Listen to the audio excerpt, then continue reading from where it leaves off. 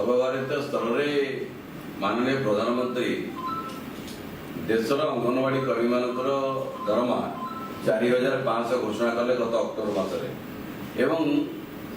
राज्य सरकार को 3000 मिसिया पर 7500 दरमा गत अक्टोबर मस राज्य सरकार शोते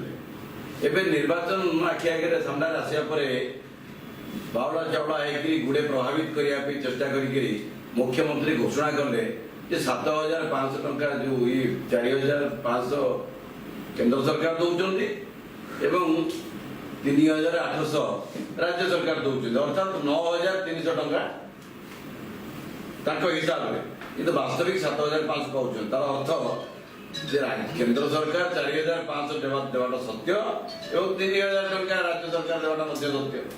तो यही कथा को गोड़िया गोड़िया करके फायदा उठाई चेष्टा कर राज्य सरकार से विफल हे तार कारण हूँ अंगनवाड़ी कर्मी जानुंट वास्तविक केते पैसा से नौ आप पचारिक बुझीपारे अंगनवाड़ी कर्मी मानक ने बैठ ने बुझीपारे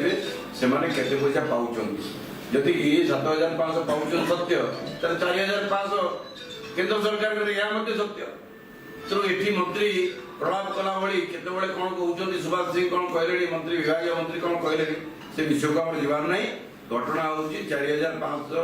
नरेंद्र मोदी दौरान केंद्र सरकार दौरान एवं 3000 दौरान राज्य सरकार आम आशा करुँ अंगनवाड़ी कर्मी दरमा